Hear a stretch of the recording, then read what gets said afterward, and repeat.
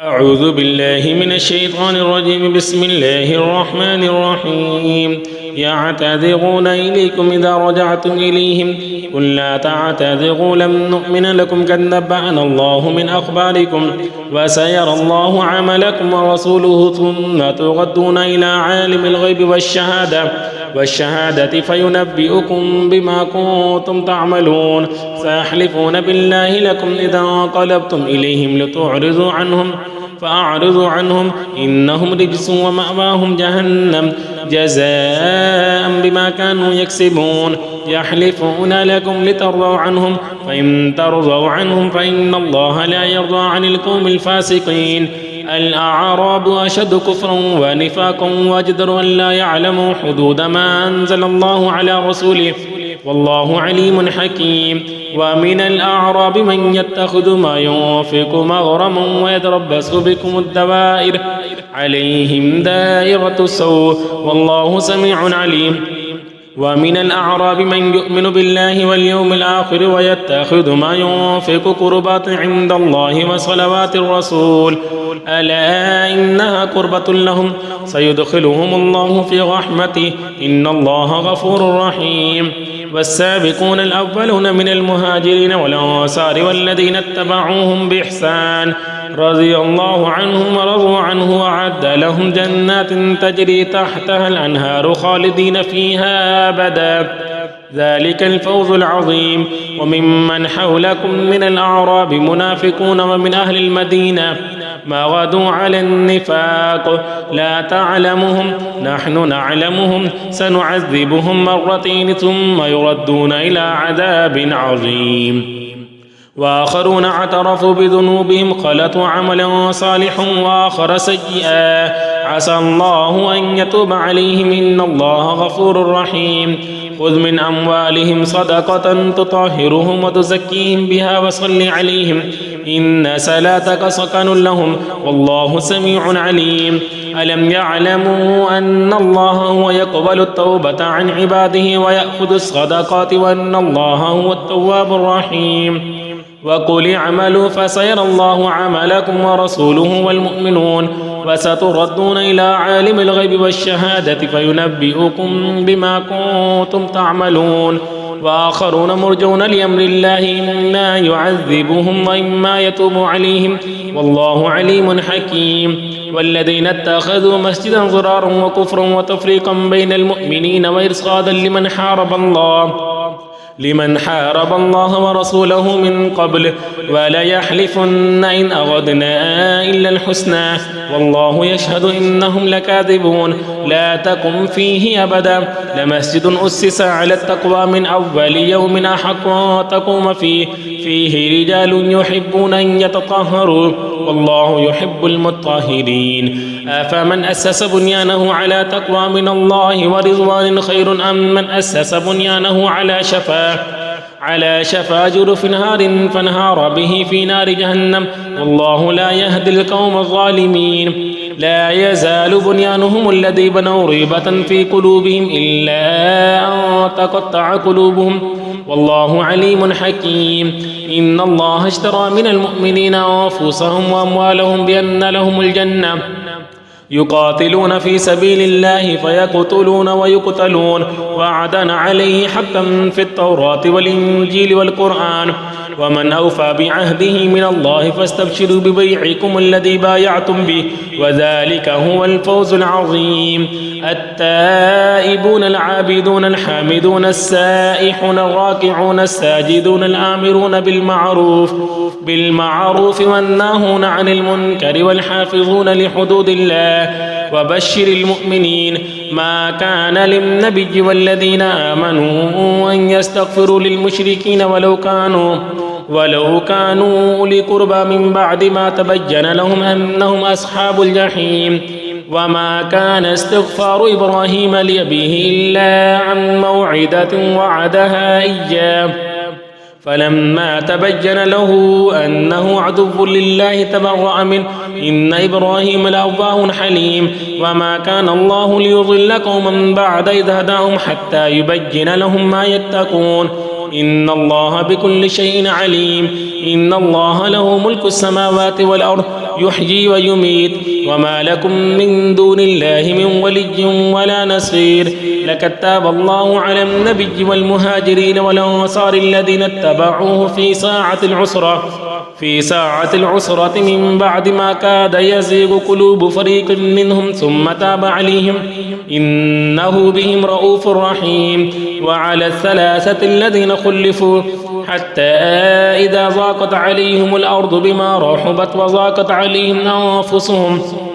أنفسهم وظنوا أن لا ملجأ من الله إلا إليه ثم تاب عليهم ليتوبوا إن الله هو التواب الرحيم. يا أيها الذين آمنوا اتقوا الله وكونوا مع الصادقين. ما كان لأهل المدينة ومن حولهم من الأعراب يتخلفوا عن رسول الله ولا يرغبوا بأنفسهم عن نفسه ذلك بأنهم لا يصيبهم ظمأ ولا نصب ولا مخمصة في سبيل الله ولا يطؤون موطئا يغيظ الكفار ولا ينالون من عدو نيلا إلا كتب لهم به عمل صالح إن الله لا يضيع أجر المحسنين. ولا ينفقون نفقة صغيرة ولا كبيرة ولا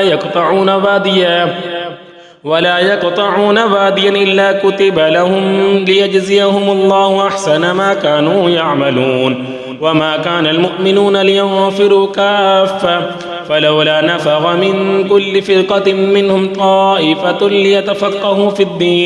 ليتفقهوا في الدين ولينذروا قومهم إذا رجعوا إليهم لعلهم يحذرون. يا أيها الذين آمنوا قاتلوا الذين يلونكم من الكفار وليجدوا فيكم غلظة واعلموا أن الله مع المتقين. وإذا ما أنزلت سورة فمنهم من يقول أيكم زادته هذه إيمانا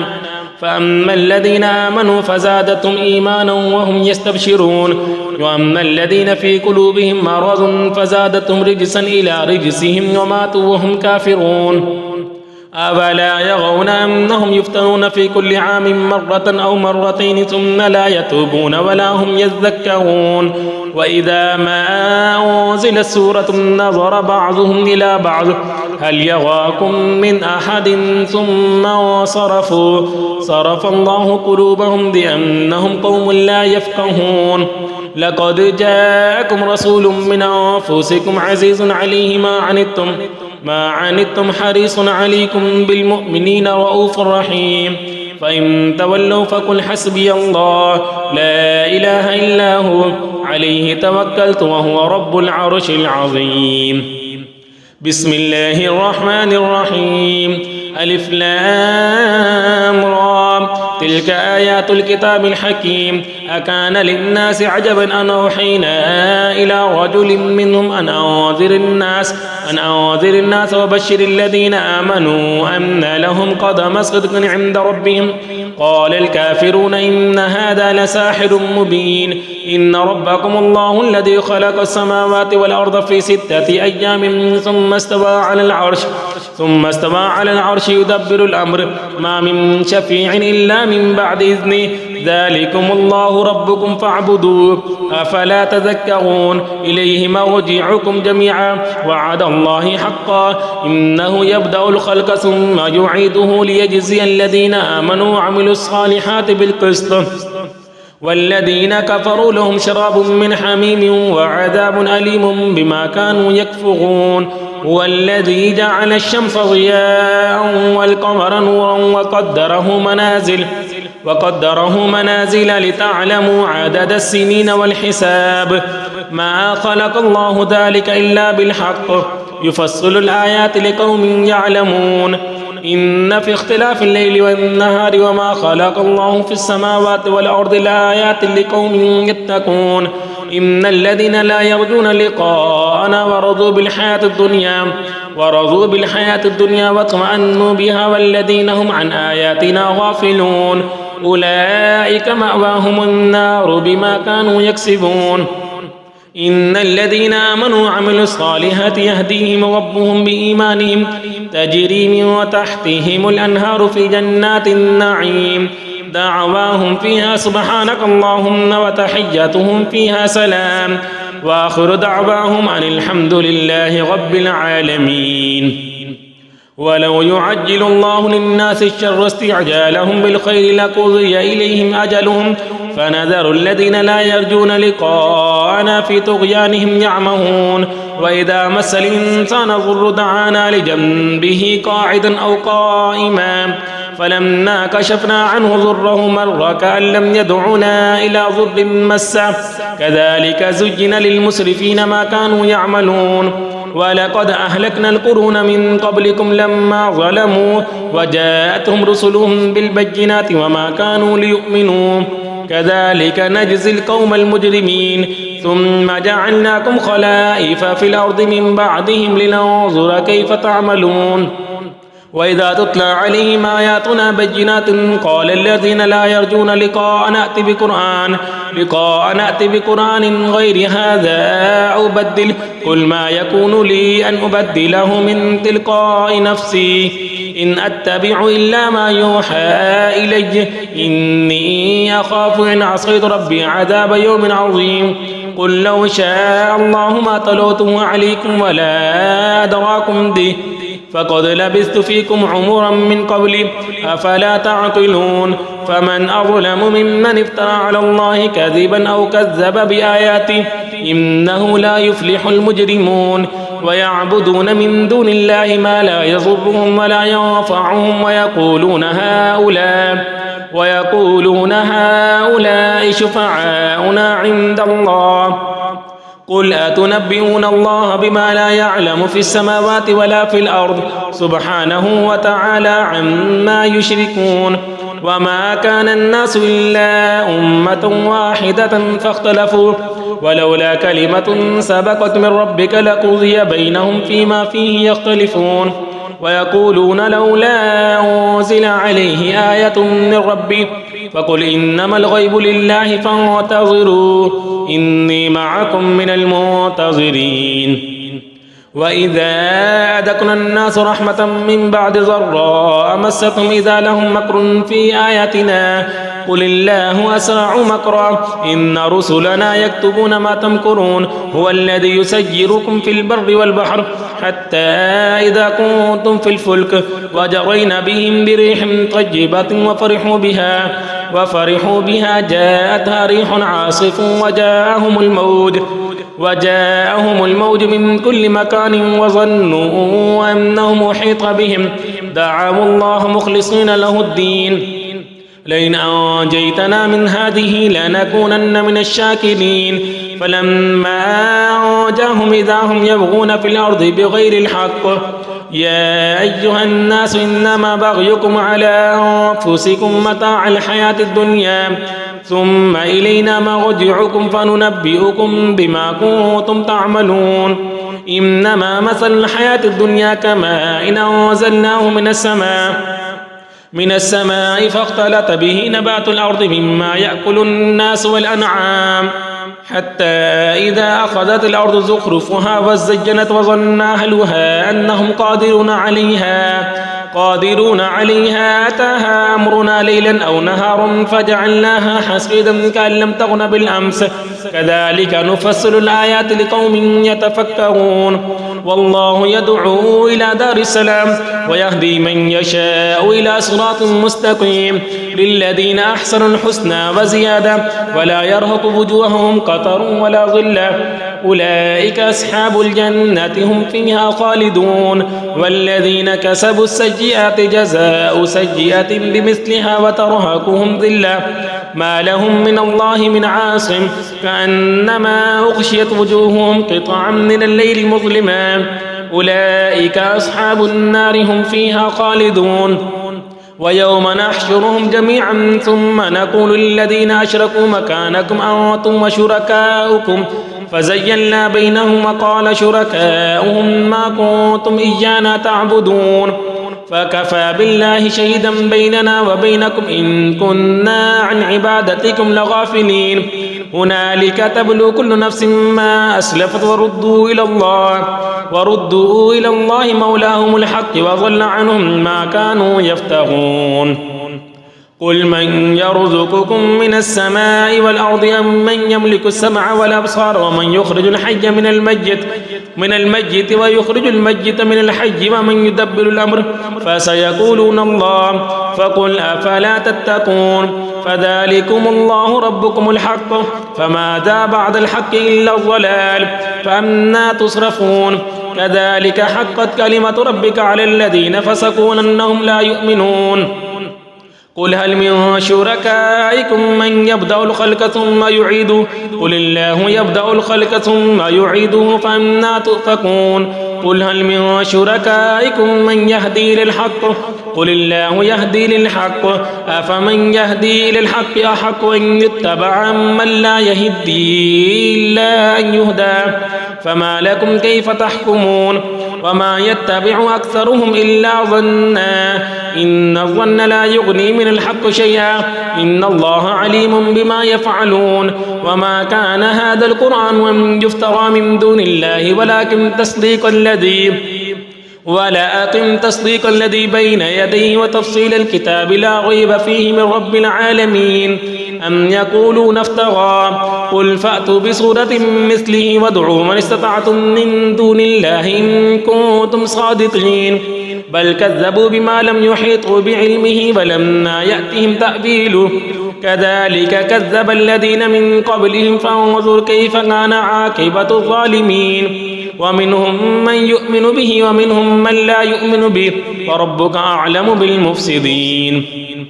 وإن كذبوك فقل لي عملي ولكم عملكم أنتم بريئون مما أعمل وأنا بريء مما تعملون ومنهم من يستمعون إليك أفأنت تسمع الصم ولو كانوا لا يعقلون ومنهم من ينظر إليك أفأنت تهدي العمي ولو كانوا لا يبصرون إن الله لا يظلم الناس شيئا ولكن الناس أنفسهم يظلمون ويوم يحشرهم كأن لم يلبثوا إلا ساعة من النهار يتعارفون بينهم قد خسر الذين كذبوا بلقاء الله وما كانوا مهتدين وإما أن نرينك بعض الذين نعدهم أو نتوفينك فإلينا مرجعهم ثم الله شهيد على ما يفعلون ولكل أمة رسول فإذا جاء رسولهم قضي بينهم بالقسط وهم لا يظلمون ويقولون متى هذا الوعد إن كنتم صادقين قل لا أملك لنفسي ضرا ولا نفعا إلا ما شاء الله لكل أمة أجل إذا جاء أجلهم فلا يستأخرون ساعة ولا يستقدمون قل أرأيتم إن أتاكم عذابه بياتا أو نهارا ماذا يستعجل منه المجرمون ثم إذا ما وقع آمنتم به الآن وقد كنتم به تستعجلون ثم قيل للذين ظلموا ذوقوا عذاب الخلد هل تجزون إلا بما كنتم تكسبون ويستنبئونك حق هو قل إي وربي إنه لحق وما أنتم بمعجزين ولو أن لكل نفس ظلمت ما في الأرض لافتدت به وأسروا الندامة لما رأوا العذاب وقضي بينهم بالقسط وهم لا يظلمون ألا إن لله ما في السماوات والأرض ألا إن وعد الله حق ولكن أكثرهم لا يعلمون هو يحيي ويميت وإليه ترجعون يا أيها الناس قد جاءتكم موعظة من ربكم وشفاء لما في الصدور وهدى ورحمة للمؤمنين قل بفضل الله وبرحمته فبذلك فليفرحوا هو خير مما يجمعون قل أرأيتم ما أنزل الله لكم من رزق فجعلتم منه حراما وحلالا قل الله أذن لكم أم على الله تفترون وما ظن الذين يفترون على الله الكذب يوم القيامة إن الله لذو فضل على الناس ولكن أكثرهم لا يشكرون وما تكون في شأن وما تتلو منه من قرآن ولا تعملون من عمل إلا كنا عليكم شهودا إذ تفيضون فيه وما يعزب عن ربك من مثقال ذرة في الأرض ولا في السماء ولا في السماء ولا أصغر من ذلك ولا أكبر إلا في كتاب مبين ألا إن أولياء الله لا خوف عليهم ولا هم يحزنون الذين آمنوا وكانوا يتقون لهم البشرى في الحياة الدنيا وفي الآخرة لا تبديل لكلمات الله ذلك هو الفوز العظيم ولا يحزنك قولهم إن العزة لله جميعا هو السميع العليم ألا إن لله من في السماوات ومن في الأرض وما يتبع الذين يدعون من دون الله شركاء إن يتبعون إلا الظن وإن هم إلا يخرصون هو الذي جعل لكم الليل لتسكنوا فيه والنهار مبصرا إن في ذلك لآيات لقوم يسمعون قالوا اتخذ الله ولدا سبحانه هو الغني له ما في السماوات وما في الأرض إن عندكم من سلطان بهذا أتقولون على الله ما لا تعلمون قل إن الذين يفترون على الله الكذب لا يفلحون متاع في الدنيا ثم إلينا مرجعهم ثم نذيقهم العذاب الشديد بما كانوا يكفرون واتل عليهم نبأ نوح إذ قال لقومه يا قوم إن كان كبر عليكم مقامي وتذكيري بآيات الله فعلى الله توكلت فاجمعوا أمركم وشركاءكم ثم لا يكن أمركم عليكم غمة ثم قضوا إلي ولا تنظرون فإن توليتم فما سألتكم من أجر إن أجري إلا على الله وأمرت أن أكون من المسلمين فكذبوه فنجيناه ومن معه في الفلك وجعلناهم خلائف وأغرقنا الذين كذبوا بآياتنا فانظر كيف كان عاقبة المنذرين ثم بعثنا من بعده رسلا إلى قومهم فجاءوهم بالبينات فما كانوا ليؤمنوا بما كذبوا به من قبل كذلك نتبع على قلوب المعتدين ثم بعثنا من بعدهم موسى وهارون إلى فرعون وملئه بآياتنا فاستكبروا وكانوا قوما مجرمين فلما جاءهم الحق من عندنا قالوا إن هذا لسحر مبين قال موسى تقولون للحق لما جاءكم أسحر هذا ولا يفلح الساحرون قالوا أجئتنا لتلفتنا عما وجدنا عليه آباءنا وتكون لكم الكبرياء في الأرض وما نحن لكما بمؤمنين وقال فرعون ائتوني بكل ساحر عليم فلما جاء السحرة قال لهم موسى ألقوا ما أنتم ملقون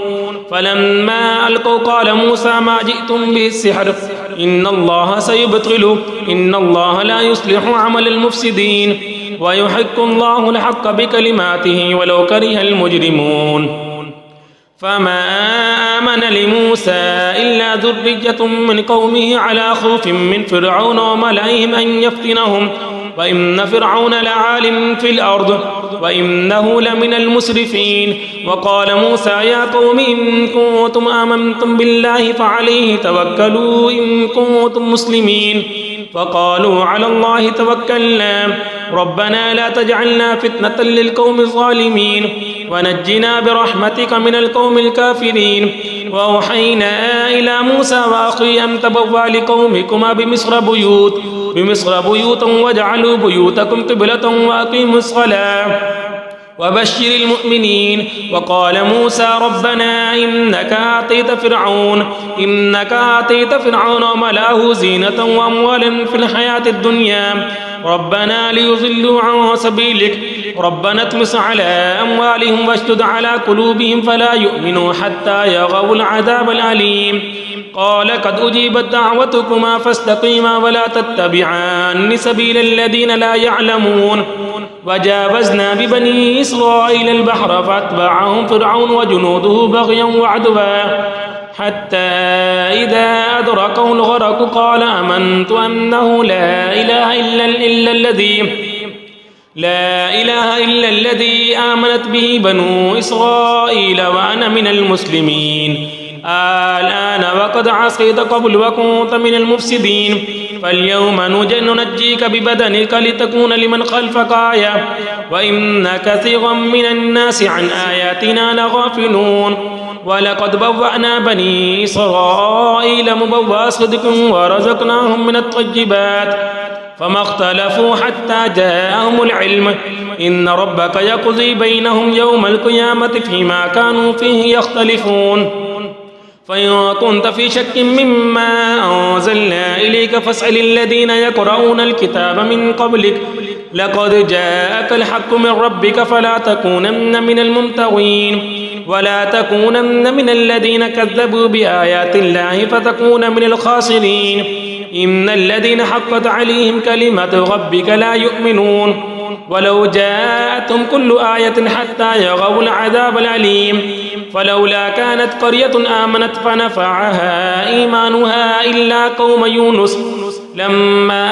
آمنوا كشفنا عنهم عذاب الخزي في الحياة الدنيا ومتعناهم إلى حين ولو شاء ربك لآمن من في الأرض كلهم جميعا أفأنت تكره الناس حتى يكونوا مؤمنين وما كان لنفس أن تؤمن إلا بإذن الله ويجعل الرجس على الذين لا يعقلون قل انظروا ماذا في السماوات والأرض وما تغني الآيات والنذر عن قوم لا يؤمنون فهل ينتظرون إلا مثل أيام الذين خلوا من قبلهم قل فانتظروا إني معكم من المنتظرين ثم ننجي رسلنا والذين آمنوا كذلك حقا علينا ننجي المؤمنين قل يا أيها الناس إن كنتم في شك من ديني فلا أعبد الذين تعبدون من دون الله ولكن أعبد الله الذي يتوفاكم وأمرت أن أكون من المؤمنين وأن أقم وجهك للدين حنيفا ولا تكونن من المشركين ولا تدع من دون الله ما لا ينفعك ولا يضرك فإن فعلت فإنك إذا من الظالمين وإن يمسسك الله بضر فلا كاشف له إلا هو وإن يردك بخير فلا راد لفضله يصيب به من يشاء من عباده وهو الغفور الرحيم قل يا أيها الناس قد جاءكم الحق من ربكم فمن اهتدى فلنفسه ومن ضل فإنما يضل عليها وما أنا عليكم بوكيل واتبع ما يوحى إليك واصبر حتى يحكم الله وهو خير الحاكمين ألف لام را كتاب أحكمت آياته ثم فصلت من لدن حكيم خبير ألا تعبدوا إلا الله إنني لكم منه نذير وبشير وأن استغفروا ربكم ثم توبوا إليه يمتعكم متاعا حسنا إلى أجل مسمى ويؤتي كل ذي فضل فضله وإن تولوا فإني أخاف عليكم عذاب يوم كبير إلى الله مرجعكم وهو على كل شيء قدير ألا إنهم يثنون صدورهم ليستخفوا منه ألا حين يستغشون ثيابهم يعلم ما يسرون وما يعلنون إنه عليم بذات الصدور.